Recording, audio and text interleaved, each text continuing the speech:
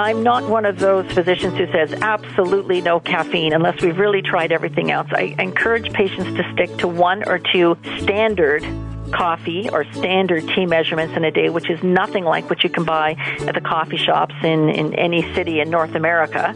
Sometimes people feel like they can have 2 or 3, large cups of coffee in a day and they go to sleep no problem, but they're not getting into good quality deep sleep, and that's partly because of the caffeine.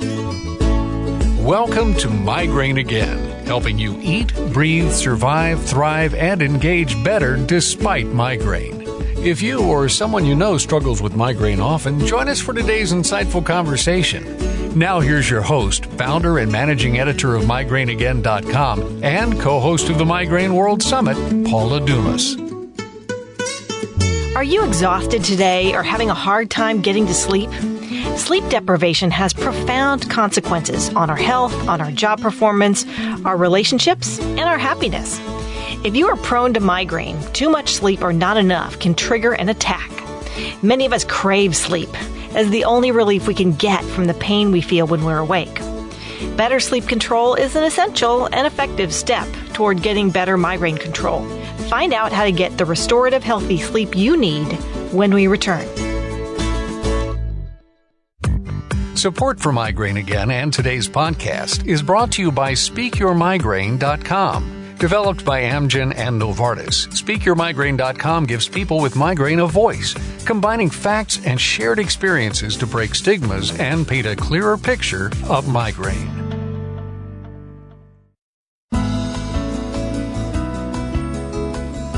You're listening to Migraine Again. For show notes and resources from this episode, check out our program page on migraineagain.com. And now, once again, here's your host, Paula Dumas. Educating patients about common headache triggers such as poor sleep is foundational for headache specialist Dr. Christine Lay. Every day she's helping people with migraine resolve the love-hate relationship with sleep. Dr. Christine Lay is an internationally acknowledged headache expert and neurologist in Canada. Board certified in headache medicine, Dr. Lay leads the University of Toronto Centre for Headache at Women's College Hospital, one of the top centers in Canada and North America. Dedicated to headache diagnosis, treatment, and prevention, Dr. Lay provides expert evaluation and individualized treatment plans for patients suffering from migraine and other headache disorders. Dr. Lay, welcome to Migraine Again. Thank you very much. We're so glad you're here, and I'm wide awake today, but I got to admit, I don't start each day feeling very wide awake, and I think a lot of people with migraine have the same issue. So we're talking about sleep today because over 80% of people with migraine say they struggle with sleep, insomnia, waking early, or just not having good quality sleep. And I'd like to start with a story of a cousin by marriage who I met for the first time at a family reunion. We're going to call her Eliza. Eliza's a really sassy, hardworking woman, and she battles migraine frequently. And she told me, she says, when I am in so much pain that I can't get to sleep, she says, I just chug some NyQuil and zonk out. So why do people with migraine like Eliza struggle so much with sleep? Many people who suffer with migraine do struggle with sleep, but if actually we look at the world's population, probably 80% of the world has some kind of difficulty with sleep. And if you don't have migraine, you might be able to get away with a bad night's sleep. You might be able to get away with taking a nap on the afternoon or sleeping in on a weekend. But if you suffer with migraine, those kinds of bad sleep habits only lead to typically worsening migraine attacks and more frequent migraine attacks. So what other conditions do doctors look for when a person comes in complaining of sleep problems? For example, when I see a patient, we take a very detailed sleep history. So we find out what time the patient gets into bed, what have they been doing the hour before they got into bed, what do they do while they're actually in bed, how long does it take them to fall asleep? Once they fall asleep, do they have good sleep maintenance? Are they sleeping through the night or are they up multiple times? We ask them what time they get up on a work day, what time they get up on a weekend, do they take a nap, do they snore, do they move around a lot at night? So it's an exceptionally complex interview if you want to dig down to the details of how a migraine sufferer is sleeping. But all of those aspects are critically important, and we can look at each of them individually to see how they impact migraine. But if you're looking at the medical conditions that could impact someone's sleep who has migraine, doctors want to know, are they snoring? Do they wake up feeling refreshed? Possibly they have sleep apnea. Mm-hmm. Perhaps they are very restless. They move around a lot at night, or even during the day they have what we call restless leg syndrome. Mm-hmm. We're finding now in migraine patients that their sleep is disordered. They have what we call fragmented sleep. They wake up several times at night. They may not have sleep apnea. They may not actually have restless legs, but their sleep is still poor quality. So we're investigating that further. And low ferritin, is that a factor? Low ferritin is definitely a factor. A number of patients think that it's okay because their ferritin is still in the normal range, even though it's at the low end of normal. But in order to prevent restless leg, and in order to have a good quality sleep, we like to see the ferritin level quite high. So explain for our audience what ferritin is.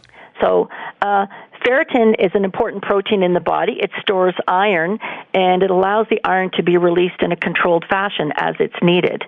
And what has been found in sleep research is that individuals who don't have good quality ferritin don't have good quality sleep because they're restless, they move around, they sometimes feel like they have to get out of bed at night and take a walk. So it might not be necessary for us to go get our ferritin levels checked or worry about sleep apnea if we deal with everything else that is common to people with migraine, right? Absolutely. And there's so many different factors in a lifestyle that you can look at. For example, I talk to patients about what they're doing during the day, because what they do during the day actually impacts their quality of sleep at night. Mm-hmm. Are they having a lot of caffeine? A lot of people don't understand that some of the popular coffee chains have a significant amount of caffeine, sometimes close to the equivalent of 9 or 10 cans of a caffeinated pop drink. And that's a huge amount of caffeine that patients are consuming, and they don't realize that it's impacting their sleep. They may have no trouble falling asleep, but they have difficulty staying asleep, or they get stuck in what we call light stage sleep. They don't have that good quality restorative deep sleep, so they wake up in the morning feeling exhausted, even though they were asleep all night. The other thing we ask them to do is to take a walk during the day to help set their brain's light-dark system. If patients are indoors all day and they're around artificial light, we know that their sleep is not going to be as good a quality. So they need to get outdoors. They need to be exposed to the light. And when they come in at night, we actually ask them to be mindful of dimming their home when the sun goes down. Wow. So what I ask patients to do is around 10 o'clock, start to lower their lights in their home, because that's the natural time when we start to feel a little bit sleepy. Mm-hmm. But if your brain is exposed to bright lights everywhere, computer lights on the go, a television making lots of flickering lights, you're not going to get sleepy.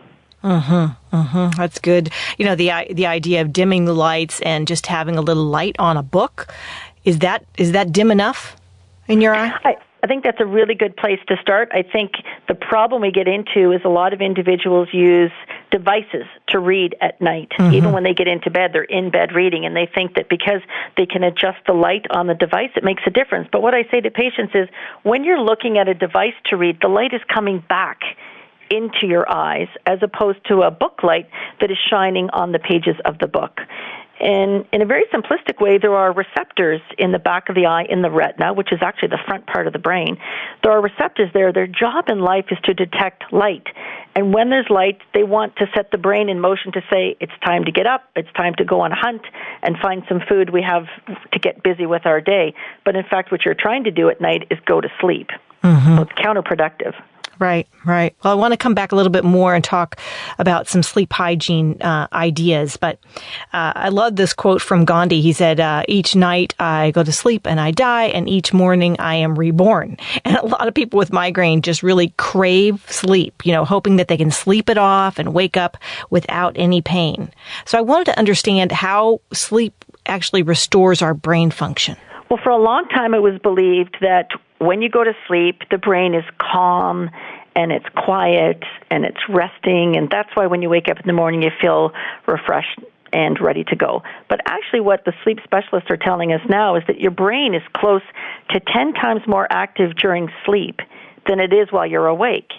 And what it's busy doing is clearing the brain of toxins and environmental poisons that we've taken in over the course of the day, eliminating from the brain so the brain can stay clean and healthy and ready to go the next morning.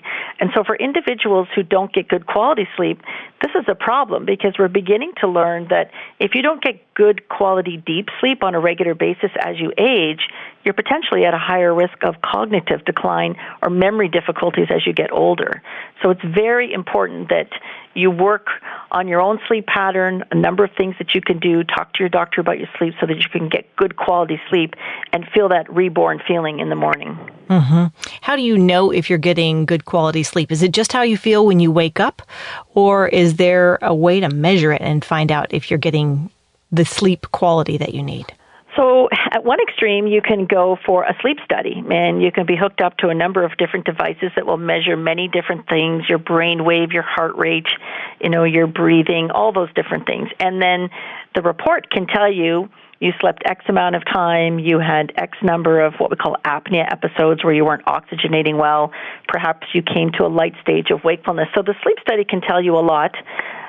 But as a person, the number one thing is to really get an idea of how you feel in the morning when you first wake up and how many times you were up at night.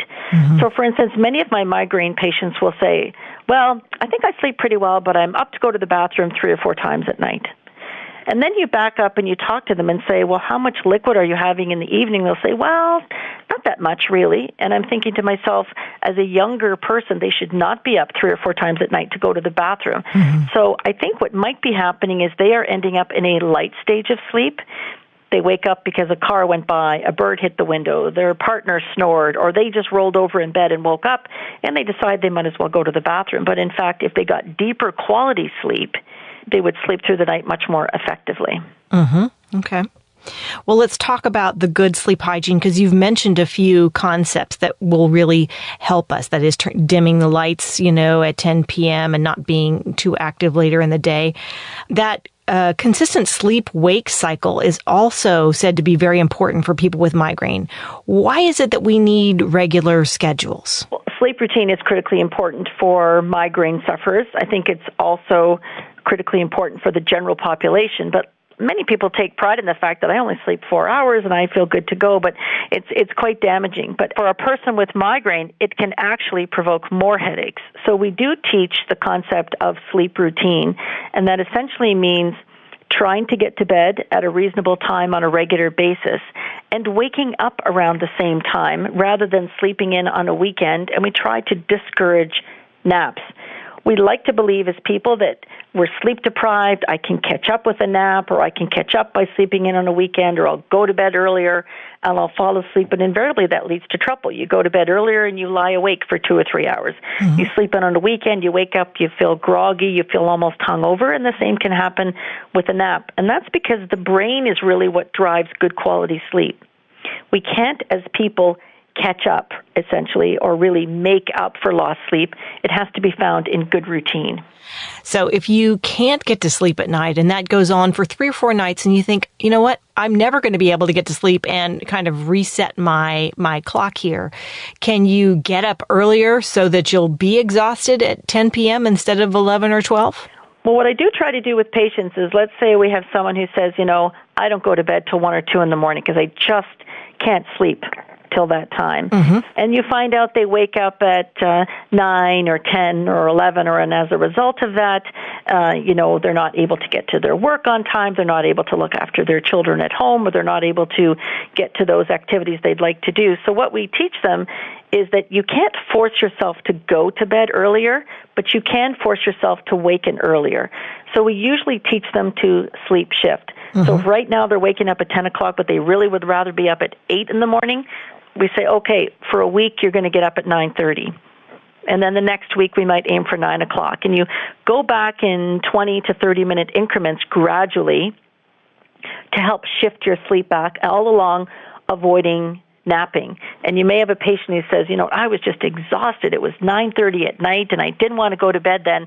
We will say, go to bed then. Mm-hmm. Help to shift your brain back to a better sleep pattern. As they say to patients, the brain is really meant to sleep according to the sun cycle.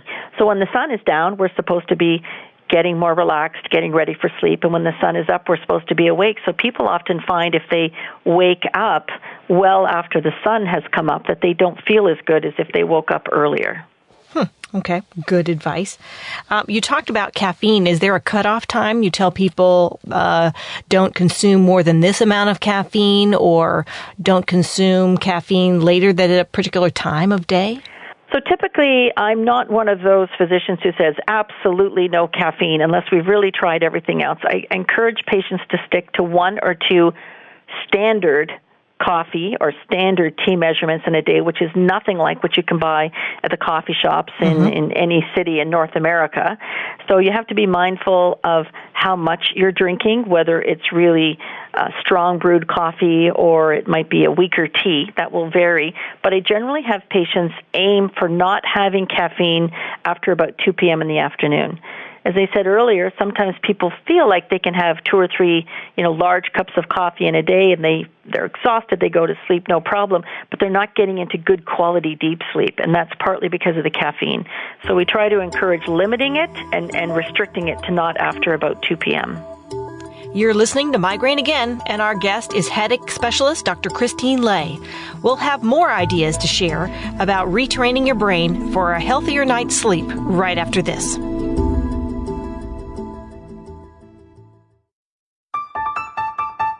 Just a quick thanks to Amgen and Novartis, the makers of SpeakYourMigraine.com. Go to SpeakYourMigraine.com on your computer, tablet, or smartphone to take the Migraine Impact Assessment Test so you can understand how much of an impact migraine has on your life.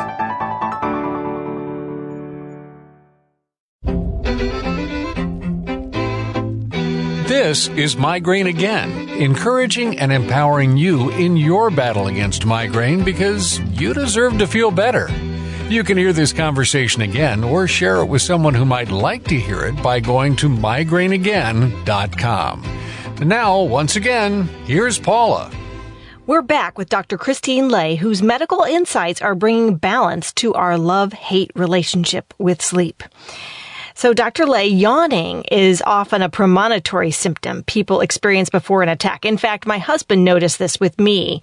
He said, "You've been yawning a lot, and I think that happens before you get an attack." And he was right. So why do we yawn, and how is that related to migraine? So, short answer, we don't know definitively. But longer answer, you're absolutely correct, or your husband's correct. Many migraine sufferers do talk about the fact that they will yawn and yawn uncontrollably in the hours before a migraine attack is coming. A lot of science has gone into trying to understand yawning. It talks about trying to improve the oxygen levels in the brain. It's highly contagious. If you're in a room with people that are yawning or even saying the word yawning, listeners might be yawning right now. It's a very contagious phenomenon. So does it have to do with changing oxygenation? Potentially. But it also, we think yawning has a physiologic benefit to the body of cooling the brain. So there's much discussion around, is the brain wound up as a migraine is coming and the brain is trying to cool off the brain? Probably what it is most likely related to is there's a very important chemical in our brain called dopamine, and it's a very prominent chemical in that prodrome. Many migraine sufferers are familiar with that word. That's the stage before the migraine actually begins. And during that prodrome phase, there's a number of changes in brain dopamine, which we think is what triggers the yawn or the excessive yawning. And it's a nice warning for patients that a migraine may be coming so they can treat early. It is, and it's especially helpful for people who don't get an aura. Absolutely. It's like poker. It's your tell. It's something's coming, right? And understanding what those premonitory symptoms are is really helpful. And we'll add a link to an article on our website which gets deeper into premonitory symptoms for people who are curious about that. So severe fatigue and exhaustion can occur in the postdrome of the migraine attack after the severe pain phase. How can we resolve that and get back to work and life faster? So here's one place where we do say if you need to sleep, you absolutely sleep or have a nap, because we know that sleep can be beneficial in turning off a migraine. And in the recovery phase or the post-drome phase of a migraine, people are exhausted. What we do know is that patients are far more likely to be less sleepy, less exhausted if they treat early. A study was done a long time ago now looking at patients who treated late in the phase of their migraine, and many of them had more side effects from their medication. They felt much more exhausted. They needed to sleep.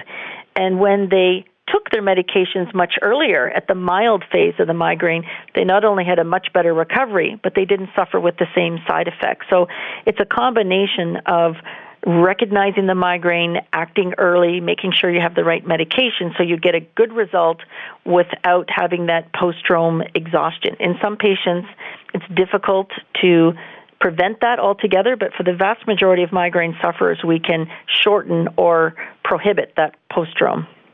So the earlier you act, the less severe your migraine hangover will be. In many patients, yes. Interesting. So what's the best environment if we really want to get a good night's sleep? So a number of things. We talked about dimming the lights a little bit earlier, so making sure your home is dim. Generally speaking, it should be dark and as dark as possible because even ambient light can be a problem. When I was in practice in New York City, there was an Eastern medicine doctor that I had some patients in common with, and he used to say the best brain sleep was between 9 p.m. and 3 a.m. in North America because after 3 a.m. there was too much ambient light in the world to get good quality sleep. So dark is good. We think slightly cool is good, maybe 65 degrees or so. If you're quite cold and don't like that, then we say throw on a pair of socks to keep yourself a little bit warmer. But a hot room is not the best for creating a good quality sleep. But then part of the environment, as we mentioned earlier, involves what are you doing before bed? You should not be on your tech device in bed. We don't want people doing that. It promotes poor quality sleep. We want you perhaps to look into some behavioral methods for calming your brain, relaxing your brain, because we know that stress leads to what we call hyperarousal. So people wake up multiple times during the night. Yeah, some of the programs that you can use with the binaural beats and the things can retrain your brain actually to develop good sleep hygiene, a good cycle that kind of tells you, okay, sleep is coming, get all these thoughts out of your mind, and it's pretty fascinating. Yeah, there's a lot of, in fact, behavioral methods are extremely effective in improving sleep, and many patients, many migraine sufferers might be familiar with CBTI, cognitive behavioral therapy for insomnia. It's very effective, and it can be something as simple as downloading a free meditation app on your phone or iPad device, and in that case, I ask patients to load it up and turn it over so the light is not shining, or turn off the light so they're only listening to the meditation. They're not watching the bright light. But meditation can be very helpful. I often have patients write down their thoughts or their plans or worries or grocery list for the next day. I don't like them to type it. I like them to actually write it because the act of writing stimulates many more brain regions so that information is encoded, decoded, and stored, and it's learned better for the next morning. We try to avoid, television for the same reason in the evening. We absolutely don't want people falling asleep in front of their TV. Individuals often do. They fall asleep in front of the TV, then they wake up an hour or two later, and then they're wide awake, and they can't get back to sleep. So preparing your bed, getting your pajamas organized, having a routine, you wash your face, you brush your teeth so that you're ready for bed will promote better quality sleep. But one of the biggest pieces we have to focus in on is reducing that stress because that's a critically important piece to getting a good quality sleep. Some people will find taking a warm bath helpful.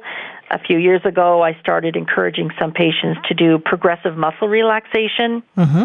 And there's even a breathing technique from the yoga world that supposedly is a little bit more effective. I've had some patients try it with some good success. You lie on your left side and you gently close your right nostril and breathe slowly in and out through your left nostril. Calms the brain, lowers blood pressure, and in some circumstances is reportedly helpful for women who have perimenopausal hot flashes, which is another reason that many women with migraine get more migraine and poor sleep because of perimenopause issues.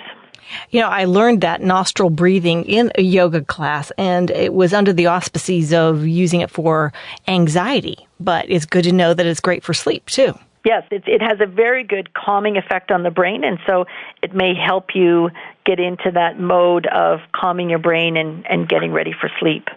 Wonderful. You know, one thing that we haven't talked about yet that is important, we'll go back to Eliza and her habit of depending upon something like NyQuil to get to sleep, and a lot of people probably try sleeping pills as well. What do you recommend if somebody feels like they're dependent upon those things today? You're right. It is extremely common. There's probably close to 10 million Americans using sleeping pills, which just speaks to the bigger burden of poor sleep in our population. But generally, I am very careful to talk to patients about avoiding these agents.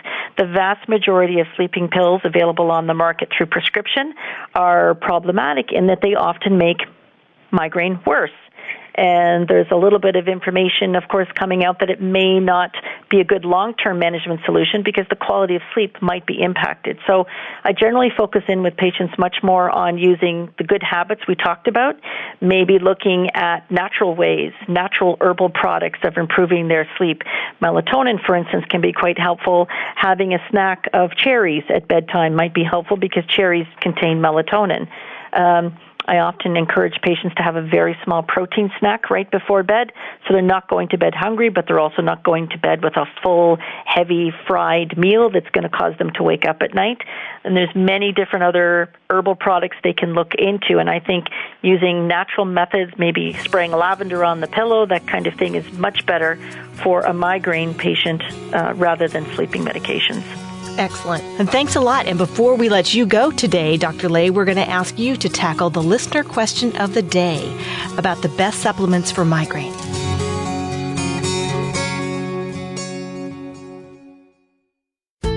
A quick thanks to our advertisers, Amgen and Novartis, who have developed the SpeakYourMigraine.com website, where you can read stories, gather tools, and resources to help change the migraine conversation. It's time to turn private pain into collective change at SpeakYourMigraine.com.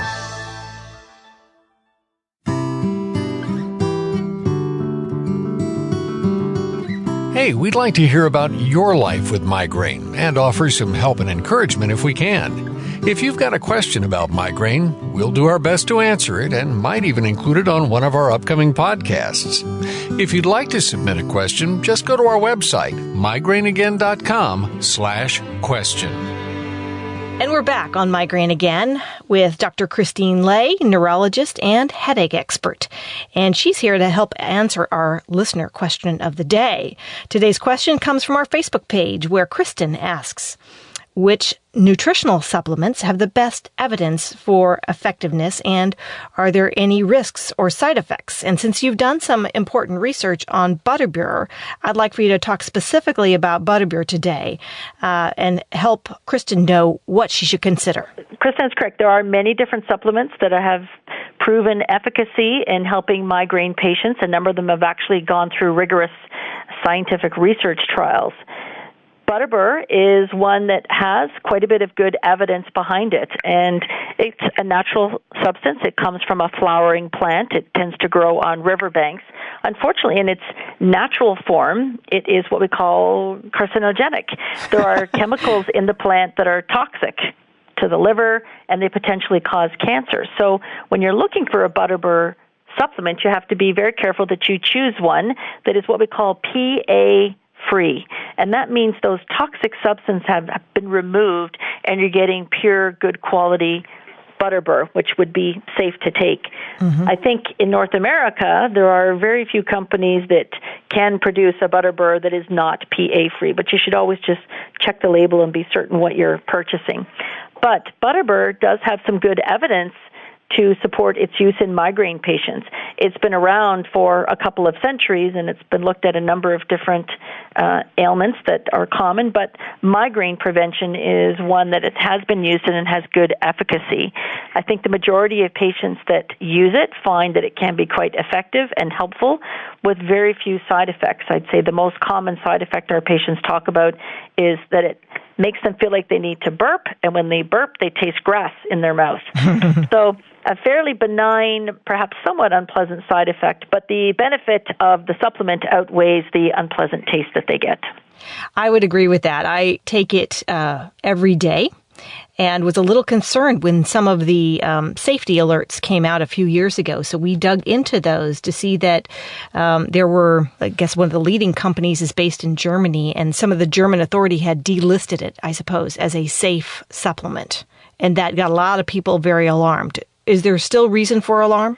I think there was alarm, a couple of years ago, but I think now we're learning more and more that in science, there's a number of different ways of presenting the science, and it needs to be good quality, rigorous science that's looked at a number of patients, and we now are looking back at that and saying we've got good time from that initial report, and there have been no new reports around liver problems in those patients. They should not be used by a migraine sufferer, we would say, who does have liver problems, but an otherwise healthy migraine sufferer, we believe that it's a safe supplement to use. Good. Then I will continue taking it each day with peace. So I appreciate you clearing that up for me and for Kristen.